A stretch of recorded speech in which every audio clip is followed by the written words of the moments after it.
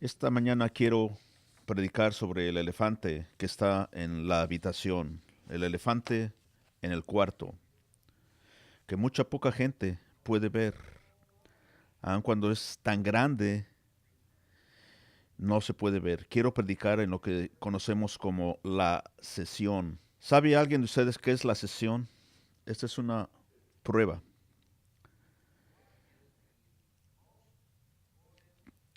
¿Qué es el verso que más he citado del Antiguo Testamento en el Nuevo Testamento? Es el que los autores más citan en el Nuevo Testamento, que proviene del Antiguo Testamento. ¿Sabe usted qué verso es ese? Déjame darte ayuda. David lo escribió. David lo escribió y también esta mañana fue leído por el hermano Dave en la introducción. Es el Salmo 110 verso 1. Y es citado 5 veces en el Nuevo Testamento y no hay ningún otro verso que sea citado tanto en el Nuevo Testamento. Se refiere muchas veces en el Nuevo Testamento a cuando el Señor está sentado y cómo es que Cristo está sentado a la diestra del Padre, del Señor. Y este es el sujeto que, en mi opinión, es citado la mayor de las veces en la Biblia acerca de la sesión. Y realmente cuando no leímos toda la Biblia como debíamos realmente llegamos al punto de que no sabemos mucho, ¿verdad? Somos iletrados en la Biblia y en el conocimiento de la palabra de Dios.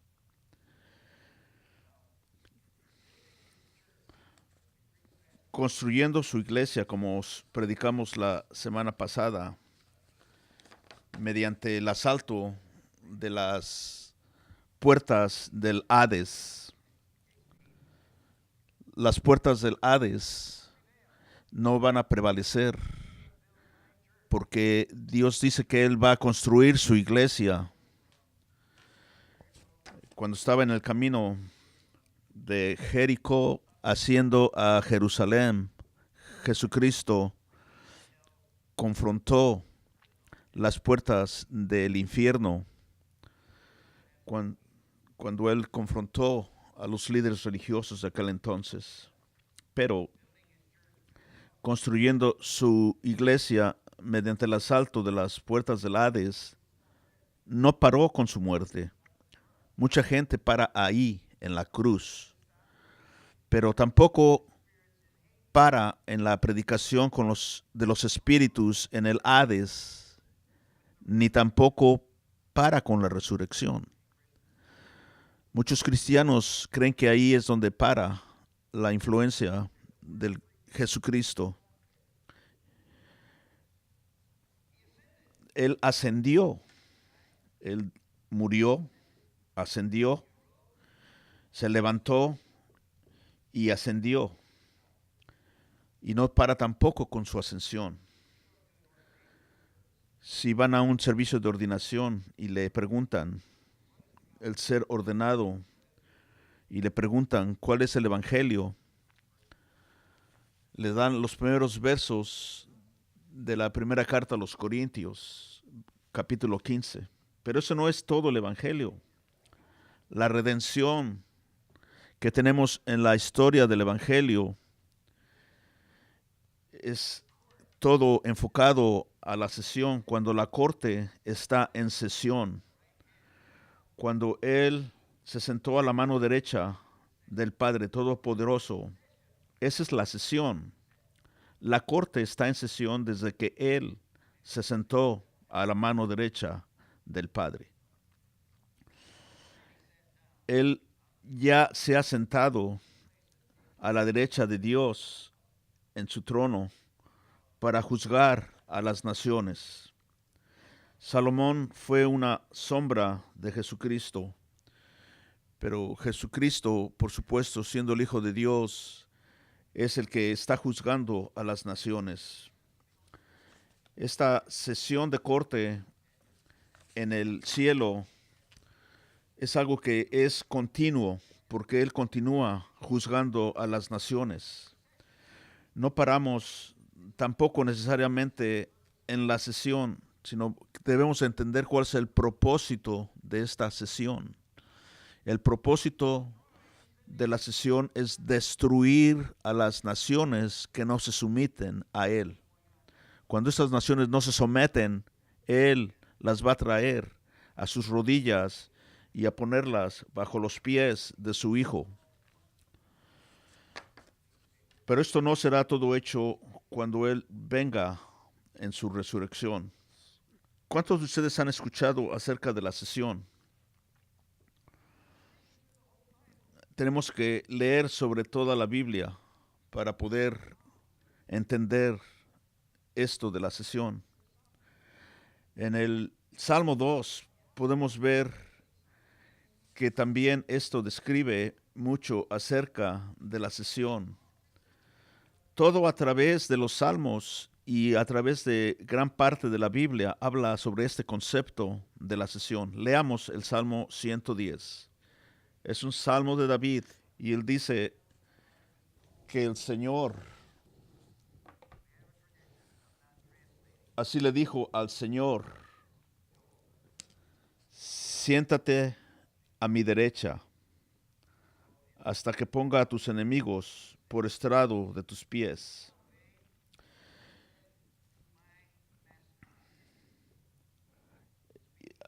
Aquí está hablando David, es el que está escribiendo este salmo. Y él dice que el Padre, Jehová, le dijo al Señor. ¿Y quién es este otro Señor? En este concepto vemos que Jehová está hablándole a su Hijo, Jesucristo, el Señor de David. ¿Están conmigo? ¿Y qué es lo que le dijo? Esto es en el pasado.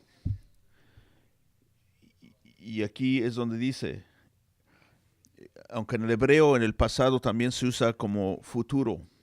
Aquí David está bajo la inspiración del Espíritu Santo. Dios le dijo a su Hijo esto antes de la fundación del mundo. Dios no está limitado por el tiempo. Nosotros estamos dentro del tiempo y limitados por él. Y le dice ahí en el Salmo 110, versículo 1,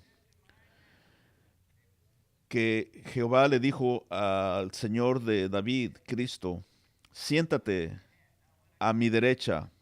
Ahora, cuando un rey se sienta, él está gobernando y está juzgando. La corte está en sesión, que es nuestro tema de este día, la sesión.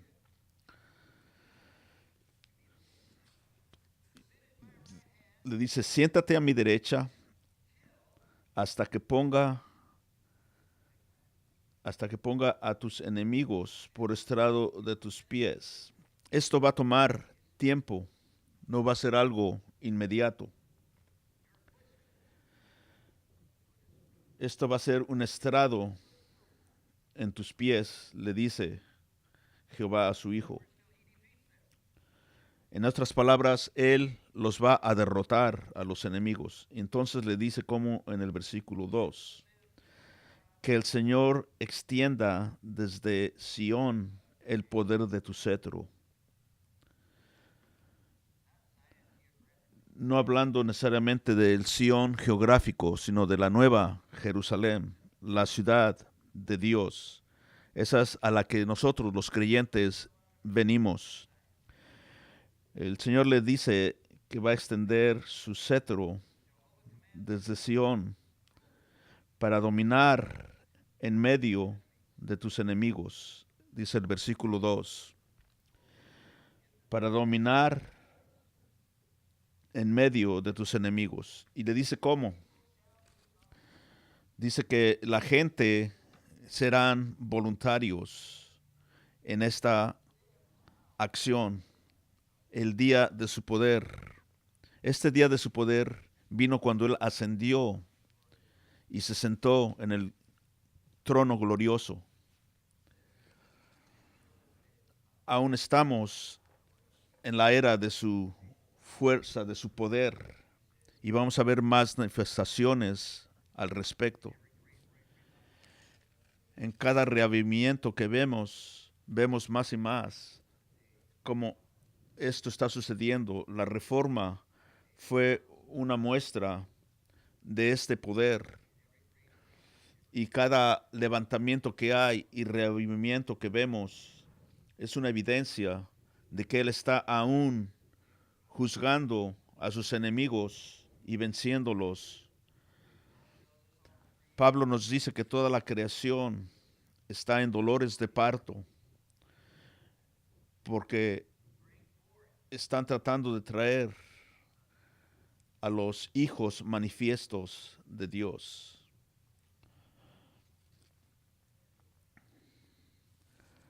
Y también dice que aquí Él va a dominar a sus enemigos. Aquí Jehová habla de tres sujetos. El Señor de David, que es Cristo. Número dos, los enemigos del Señor. Y número tres, la gente, los voluntarios, la gente de Dios que van a ser usados para defender y dominar a los enemigos. ¿Quiénes son los enemigos de Dios? La Biblia dice que estos son los que son amigos del mundo. Estos son los enemigos de Dios. Esto lo vemos en Santiago 4:4. Él quiere ser amigo del mundo, es enemigo de Dios. Es lo que dice Santiago. Dice que Él no ora por el mundo, sino por aquellos que Dios le ha dado para que Él pueda hacer su trabajo en el mundo. El Salmo dice que Él va a matar a las mujeres, a las naciones. Va a mandar matar a los reyes, a los que están como líderes, gobernando en medio de sus enemigos. El colegio del sur de Texas acaba de emitir unas reglas políticamente correctas para ser forzada en cristianos relacionadas con la identidad del sexo de las personas. Ellos demandan que los empleados del colegio respeten la tendencia que cada uno de los estudiantes pueda mostrar en el colegio. No quieren que creamos lo que vemos con nuestros ojos. Si vemos que una persona es un hombre, pero si esa persona cree que es una mujer, debemos de respetar eso y que sea una mujer. Es lo que el colegio del sur de Texas está imponiendo ahora en día en sus empleados y en general entre los estudiantes del colegio. Estos son los enemigos de Cristo. Estos son a los que Él está asaltando, a los que Él va a vencer, porque ellos son completamente contrarios a la doctrina de Dios. Ese es el elefante, hermanos, en el cuarto. Uno de los profesores me mandó lo que están viendo en la pantalla, declarando que ella no sabe cómo va a llevar a cabo esta nueva política del colegio, cuando vamos a tener que llamarle a una mujer hombre y tener que disculparnos porque le dijimos algo que ellos no consideran que son. Estas gentes, desgraciadamente, trabajan para el gobierno o para una institución como el colegio del sur de Texas, y ellos se están convirtiendo en los enemigos de Cristo. Y Cristo, Dios, necesita voluntarios en nosotros para llevar a cabo el vencer a las naciones. Ten misericordia entre nosotros, Señor. Dice el Salmo 123, 3, 4. Ten piedad de nosotros, oh Señor. Ha tenido más que suficientemente del desprecio de los que están en holgura y del desprecio de los soberbios, dice este Salmo. Esta mañana estaba yo pensando sobre esta lección y desgraciadamente cómo los enemigos están creciendo más y más y cómo debemos como cristianos amar a nuestro enemigo, amar a nuestro vecino como a nosotros mismos. Es el segundo mandamiento más poderoso que Dios nos ha dado. Pero cómo se constituye más y más difícil el hacer esto. Ellos nos están atacando en varias formas. Ellos quieren que mintamos. Y cuando mentimos, insultamos a Dios. En el principio, Dios creó al hombre. Él lo creó hombre y mujer. Él le dice al hombre masculino y a la mujer femenino. Pero esto no es lo que hoy en día quieren hacer los colegios o el gobierno. Y lo que quiero que ustedes hagan es que vayan a YouTube y vean Jordan Peterson y que vean sus videos en YouTube. Es un psicólogo de Canadá, es un profesor en la universidad. En Canadá no tienen libertad de hablar libremente. Ellos, dice este señor Peterson, que aunque le manden a la cárcel, él no va a parar de decir la verdad. Él no es un evangélico, él no atiende la iglesia, pero dice que él cree en Dios. Y creo yo que él entiende la Biblia mejor que muchos evangélicos. El nombre es Jordan Peterson, si lo quieren escribir, para que lo vean después en los videos de YouTube. Y cómo él habla de esta batalla contra la civilización del oeste. Ellos quieren destruir la civilización que ha existido por varios años, que ha sido basada en la Biblia. El elefante está en el cuarto. Dios está en guerra con esta gente, pero no lo admiten. Ellos quieren tratar de tomar control de la cultura en este país. Dios lo ha mandado que amemos al Señor con toda nuestra mente, con todo nuestro corazón, con toda nuestra mente, con toda nuestra alma.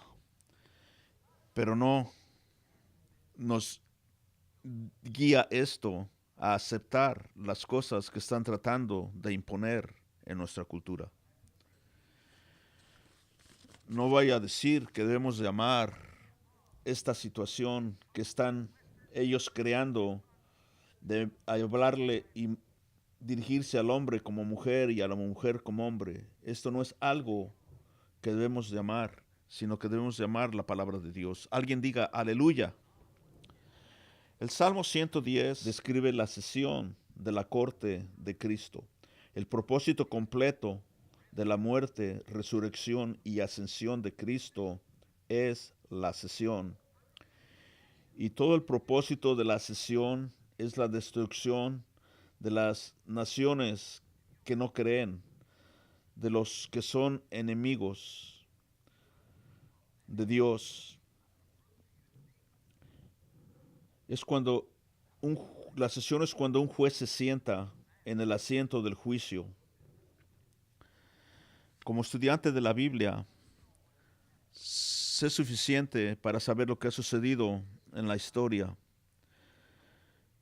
Muchas veces este conocimiento no lo obtenemos en la educación pública porque ellos no quieren que nosotros sepamos este tipo de situaciones sobre la sesión. Pero ahora que Cristo está sentado a la diestra del Señor, la corte está ahora en sesión. Él está separando a las naciones entre los que son los seguidores de Dios y los que no son seguidores de Dios. No lo va a hacer todo a la vez, pero está haciéndolo porque está entre sus enemigos y lo va a hacer poco a poco el dominio que va a tener en los enemigos. ¿Cuántos sermones han ustedes escuchado acerca de esto anteriormente? Me imagino que ninguno. En el Nuevo Testamento vemos que el Salmo 110 es citado más que cualquier otra escritura en el Nuevo Testamento. Vemos que dice, siéntate a mi diestra hasta que ponga a tus enemigos por estrado a tus pies. Él no solamente va a juzgar a los individuos, pero Cristo también va a juzgar a las naciones. Veamos las pantallas, los versos 5 y 6, donde vemos que Él quebrantará reyes en el día de su ira, juzgará entre las naciones. Esto no es individuos, es las naciones. Las llevará a cadáveres. Él va a quebrantar las cabezas sobre la ancha tierra. Esto es algo político y este es el propósito de la sesión. Y no me vean a mí, vean ustedes lo que dice la palabra de Dios acerca de la sesión. La sesión es la destrucción de las naciones y este es el tema principal de la Biblia. Dios habla más de este sujeto en la Biblia que de otro sujeto. Yo tengo aproximadamente 6 páginas de escrituras hablando sobre este sujeto. Aquí tenemos algunos ejemplos de Zacarías 14:3, donde dice, entonces el Señor saldrá y peleará contra aquellas naciones como cuando él peleó en el día de la batalla. Esto es lo que dice en este. Vemos Isaías 60:12, porque la nación y el reino que no sirvan perecerán y esas naciones serán completamente destruidas. Que acerca de la pequeña roca en Daniel 2:44, donde dice que desmenuzará y pondrá fin a todos aquellos reinos y él permanecerá por siempre. Y vemos que la pequeña roca crece, crece y crece. Y esa roca que vino rodando a las naciones sin igual. Cristo es la roca. Y dice que en esta roca voy a construir mi reino y las puertas del Hades no tendrán ningún poder sobre ella. Esto es un ejemplo de que está destruyendo a todas las naciones. Aquellas que no le obedecen serán destruidas. Y más tarde vamos a ver cómo. Y eso es poco a poco. Vemos un pasaje en Jeremías capítulo 12:17. Ahora, esto es solamente parte de lo que está en la Biblia. ¿Por qué no lee la gente su Biblia? No lo sé. Pero ahí en Jeremías 12:17 dice que si no escuchan, entonces arrancaré esa nación y la destruiré, declara el Señor. Vemos que esta es la filosofía bíblica de la historia. Tengo 6 páginas de versículos bíblicos que hablan acerca de esto. Y esto es solamente una pequeña parte. Porque, ¿por qué la gente no lee toda la Biblia? La sesión es lo que está sucediendo en la historia desde que Jesús se sentó a la diestra del Padre. Y vemos que ese es el propósito de la resurrección, es el propósito primordial. Jesús destruye a sus enemigos. Él conquistó a todas las naciones que existían, que vemos en la pantalla, como Egipto, Asiria, Babilón, Grecia, Persia, Armenia, Roma, Jerusalén, la Francia de Napoleón, la Alemania que era nazi, el Imperio Británico, el África del Sur, Rhodesia, España, etcétera. Podemos ver aquí, hermanos, en la pantalla 11, la evidencia a través de las edades de estas naciones que él ha destruido y que han sido destruidas por Dios, por su desobediencia y rebelión contra Dios. Esta es la soberanía de Dios. Esto demuestra que Él está en control. ¿Crees tú en la soberanía de Dios? Él está gobernando como el único soberano, el todopoderoso. Y estas naciones no se han destruido por accidente, sino por decreto de la palabra de Dios. Y estas son solamente unas pocas. Lo dice, y esto es poco a poco. No hará todo a la vez en su segunda venida. El verso 2 del Salmo 110 dice, domina en medio de tus enemigos. Él no dominará después de que Él venga inmediatamente, porque Él aún tendrá enemigos.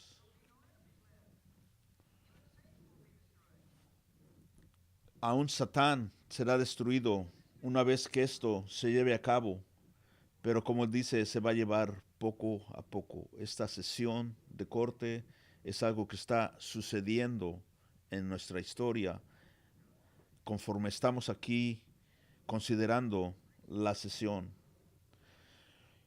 Cuando vemos esto, muy pronto nos vamos a dar cuenta del elefante que está en el cuarto.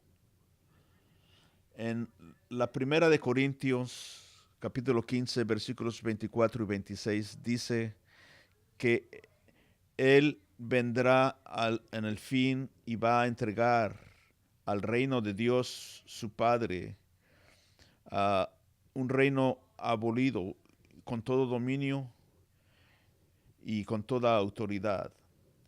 Y Él reinará hasta que esto sea puesto debajo de sus pies. Y el único enemigo a ser abolido será la muerte.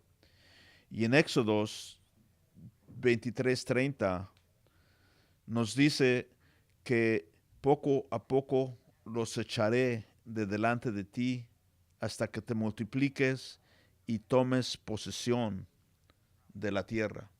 Vemos que Dios poco a poco está quitando a la gente que se ha rebelado en contra de Él, en contra de su gente. Vemos en esta pantalla que Dios va a usar a su gente para llevar a cabo sus propósitos, porque nosotros somos herederos con Él y va a ser hecho poco a poco.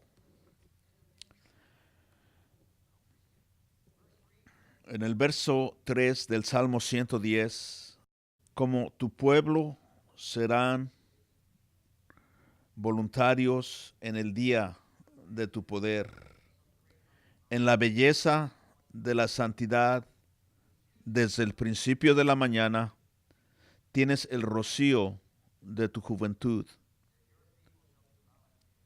El escritor Jonathan Edwards dijo que el renacimiento más grande que el mundo haya conocido está aún por venir. Él dice, el principio de esta mañana le dará nacimiento a jóvenes, santos y hermanos en ese día de su poder. En el año 1800 no tendrían realmente esta esperanza porque ahí en África no tenían ni siquiera el voto de la gente. Pero podemos ver que Dios poco a poco está llevando a cabo la destrucción de este sistema que es contrario a su reino, que es contrario a la gente que pertenece a Él. En el capítulo 7, versículo 27 de Daniel, dice que el día de su poder empezó con uno como el Hijo del Hombre, cuando ascendió en las nubes al anciano de los días. En, en este día, la soberanía, el dominio y la grandeza de todos los reinos debajo de todo el cielo serán entregados al pueblo de las sendas del Altísimo. Su reino será un reino eterno y todos los dominios le servirán y le obedecerán. Es, cuando vemos su ascensión, podemos ver que Él no está bajando, sino que Él está subiendo. Es cuando Él comienza a reinar en la sesión. El capítulo 7 de Daniel. Yo escribí un libro, un comentario sobre el libro de Daniel y cualquiera de ustedes que quiera una copia, háganmelo saber, por favor. No hago dinero con ellos, solamente un reembolso de mis gastos por $10. Una vez más, podemos ver en Daniel que el reino del Altísimo será un reino eterno que dominará y a Él le servirán y le obedecerán todas las naciones. Esto es lo que se llama post-milenio, que poco a poco las naciones van a ser convertidas.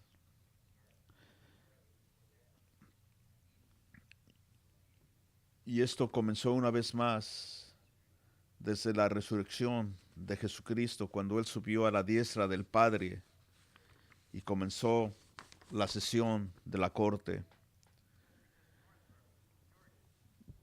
Pudimos ver cómo Armenia fue la primera nación que se convirtió. Y después de esto, la nación de Georgia. Y poco a poco, otras naciones. Constantino mismo hizo comentario acerca de esto, de que poco a poco Dios estaba venciendo a sus enemigos. En el capítulo 2 de Efesios, verso 6, dice que y con Él nos resucitó y con Él nos sentó en los lugares celestiales en Cristo Jesús. Vemos cómo Juan vio esto en una visión. Dice que él vio tronos y que se sentaron en ellos y se les concedió autoridad para juzgar. Esta es la primera resurrección. Esto está en Apocalipsis 20:4. Vemos y nos preguntamos, ¿cómo es que la iglesia participa en la conquista de las naciones? Bueno, una forma es predicando el evangelio a cada criatura. Jesús dijo en Marcos 16. Ir a todo el mundo y predicar el evangelio a cada criatura. Esta es una de las formas. Otra forma es orando por reyes y aquellos que están en authority, como nos dice en Primera de Timoteo 2:2. Orando por conversión, por el presidente Trump, por los líderes locales, para que Dios ponga a los líderes locales que realmente necesitamos. Otra forma es haciendo lo que cada profeta hizo, y esto es predicándole a los políticos. Nómbrenme un profeta que no hizo esto. Moisés hizo esto, Samuel, Natán, Isaías, Elías, Jonás, Juan el Bautista, Pedro, Pablo. Podemos ver que ellos siempre le estaban predicando a los líderes, fueran religiosos o fueran políticos. O sea que eso es algo que nosotros podemos imitar a los profetas en haciendo esto. Juan el Bautista inclusive se le cortó la cabeza por hacer esto, por decirle que la boda de este líder era ilegal porque estaba él con la esposa de su hermano. Cuando a Pedro se le dijo que no debería él de predicar, él les confrontó y dijo: díganme ustedes qué es lo que debo hacer, obedecer a ustedes o obedecer a Dios. En Segunda de Crónicas, versículos 20, cómo nos da un ejemplo de cómo la iglesia participa en esta batalla. Muchas naciones se habían unido al ataque en contra del king Josafat. Él era superado en número y sin preparación contra posibilidades imposibles. Así que él oró: oh Dios nuestro, ¿nos lo juzgaráis? ¿Por qué no tenemos fuerza alguna delante de esta gran multitud que viene contra nosotros y no sabemos qué hacer? Pero nuestros ojos están enfocados en ti. Entonces el Espíritu del Señor vino sobre Jaziel, el hijo de Zacarías, y así os dice el Señor: no temáis ni os acobardéis delante de esta gran multitud, porque la batalla no es vuestra, sino de Dios. Descended mañana contra ellos. No necesitáis pelear en esta batalla. Apostaos y estar quietos, y ved la salvación del Señor, que está con vosotros, oh Judá y Jerusalén. No temáis ni nos acobardéis. Salid mañana al encuentro de ellos, porque el Señor está con nosotros. Esto lo vimos, hermanos, en este capítulo 20 de Segunda de Crónicas, versículo 12 en adelante. Así que el Dios puso a los cantantes adelante del ejército, y cuando empezaron a entonar cánticos y alabanzas al Señor, las naciones enemigas empezaron a matarse entre ellas. Así que, ¿cómo ganamos? Venimos que alabando a Dios conquista a las naciones. El Salmo 149:6 dice que sean los loores de Dios en su boca y una espada de dos filos en su mano, para ejecutar su venganza en las naciones y el castigo en sus pueblos, para atar a sus reyes con cadenas. Esto es lo que la alabanza hace. Esto es lo que todos los salmos contienen: alabanzas a Dios.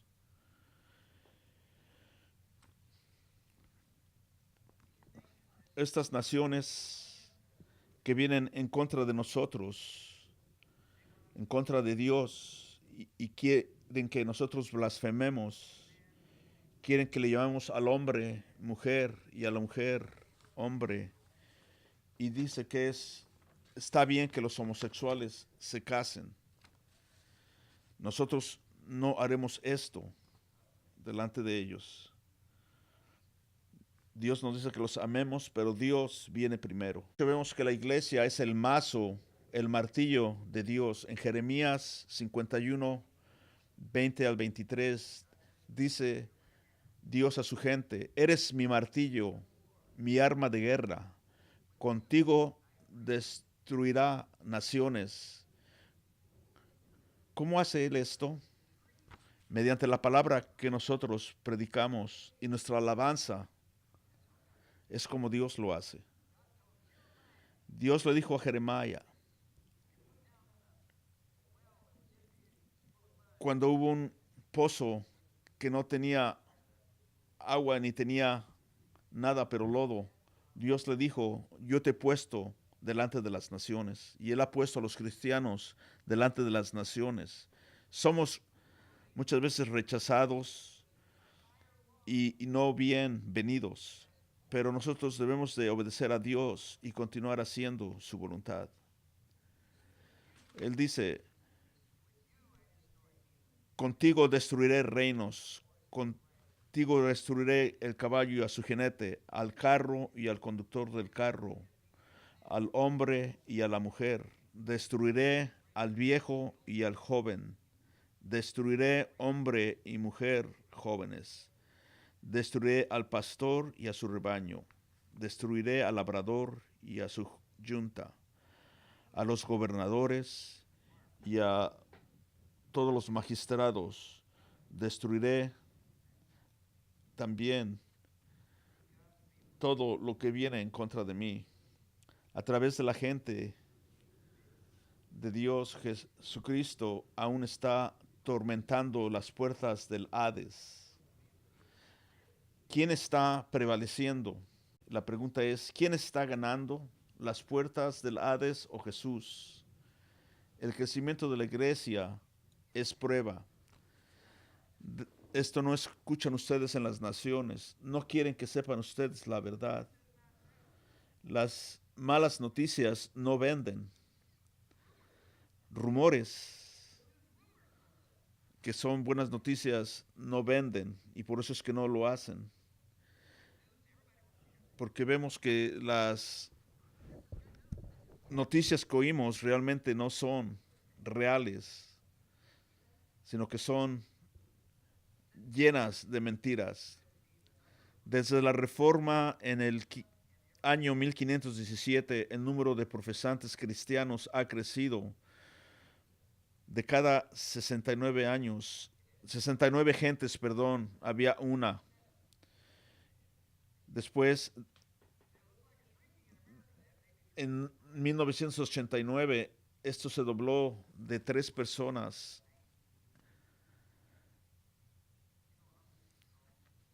¿Y sabe cuánto ha crecido desde entonces?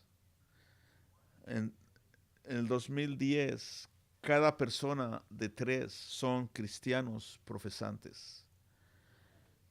Eso es un crecimiento fenomenal.